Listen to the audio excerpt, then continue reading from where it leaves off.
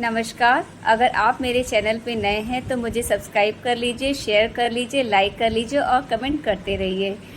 आप सभी लोगों से एक अनुरोध है, जो मेरे व्यूअर्स हैं, मैं इधर कई दिन से देख रही हूँ कि लोग मेरे चैनल को व्यू तो कर रहे हैं और मेरी स्टोरीज़ को भी लाइक कर रहे हैं, बट मुझे सब्सक्राइब नहीं कर रहे हैं। देखिए, ये एक तरह का मोटिवेशन है मेरे लिए भी कि अगर आप लोग मेरे चैनल को देख रहे हैं, लाइक भी कर रहे हैं, कमेंट भी कर रहे हैं, तो मुझे सब्सक्राइब भी करिए।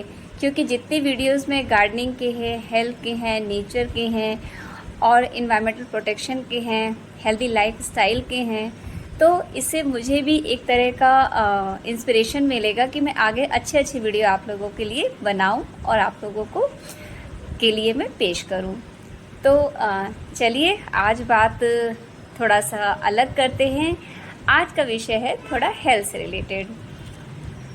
बचपन से एक बहुत क्यूरियोसिटी होती है, मुझे लगता है आप लोग के अंदर है कि नहीं है, बट मेरे अंदर बहुत थी। जब भी हम पैथोलॉजी सेंटर में जाते हैं तो हमें जब हमारा ब्लड सैंपल निकलता है तो बहुत सारी रंग बिरंगी ट्यूबें हमें नज़र आती है जिसमें हमारा ब्लड सैंपल निकलता है। तो मुझे लगता था कि आखिर क्या है इन रंग बिरंगी ट्यूबों का राज। तो चलिए आज इन रंग बिरंगी ट्यूबों का राज खोलते हैं। सबसे पहले हम एक वीडियो देखेंगे और वीडियो के माध्यम से समझेंगे कि इन रंग बिरंगी ट्यूबों में कौन कौन से हम सैंपल लेते हैं, फिर इस पर चर्चा करेंगे। तो पहले एक छोटा सा वीडियो देख लेते हैं।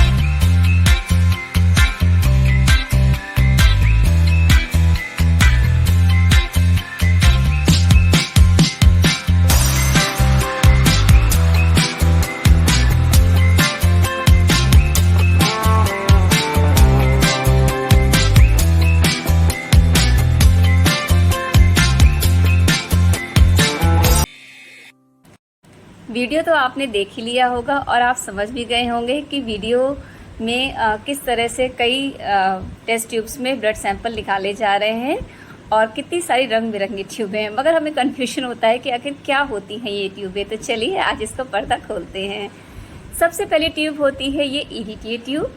ईडीटीए ट्यूब का मतलब ये होता है जिसमें होल ब्लड सैंपल लिया जाता है। होल ब्लड सैंपल का मतलब ये होता है कि इस ट्यूब के अंदर में पहले से एंटी कोगुलेंट्स पड़ा होता है।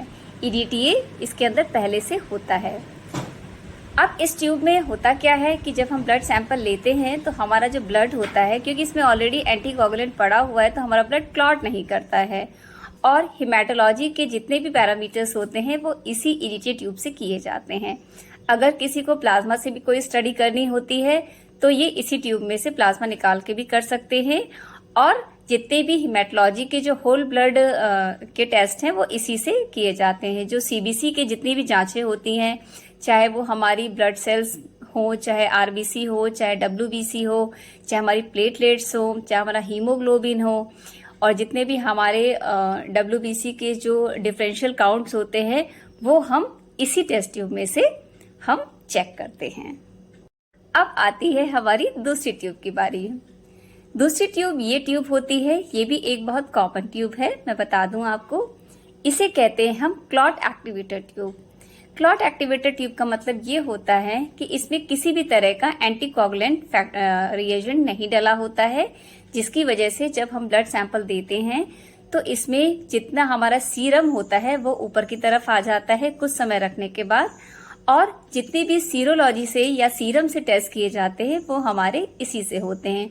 इसका मतलब ये है कि जितनी भी बायोकेमिस्ट्री के पैरामीटर्स होते हैं वो इसी सीरम से किए जाते हैं।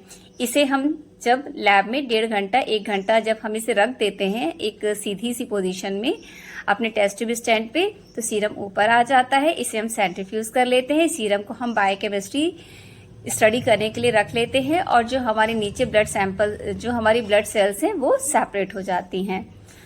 तो इससे जितने भी इसमें जो टेस्ट किए जाते हैं वो कई तरह के होते हैं, जैसे कि लिपिड प्रोफाइल टेस्ट होता है, KFT किडनी फंक्शन टेस्ट होते हैं, और LFT होता है, लिवर फंक्शन टेस्ट होते हैं, यूरिक एसिड है, आपकी शुगर की जांच है, और भी बहुत सारी थायराइड की जांचें हैं। जितनी भी आप बायोकेमिस्ट्री सोच सकते हैं वो सिर्फ और सिर्फ इसी रेड टेस्ट ट्यूब्स के द्वारा ही किया जाता है।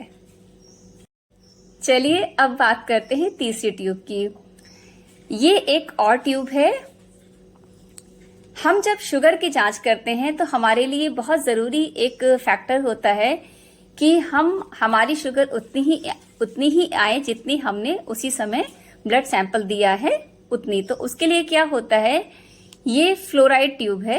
अब फ्लोराइड ट्यूब में होता क्या है कि जब हम सैंपल लेते हैं तो हमारा जो शुगर का लेवल होता है वो फ्लोराइड की वजह से हमारा जो रिएक्शन है वो वहीं पे रुक जाता है। जो हमारा शुगर लेवल है वो डिग्रेड नहीं होता है और कम नहीं होता है। वरना क्या होता है, नॉर्मल जब ब्लड से हम किसी दूसरी ट्यूब में लेंगे, उससे जांच करेंगे तो उसमें हमारी शुगर की लेवल धीरे धीरे कम होने लगती है। मगर इस ट्यूब में लेने से जो हमारा शुगर है वो इनहिबिट नहीं होता है, वो डिग्रेड नहीं होता है, और जितने लेवल उस समय होती है जब हमने ब्लड सैंपल दिया होता है उतनी ही जांच में निकलती है।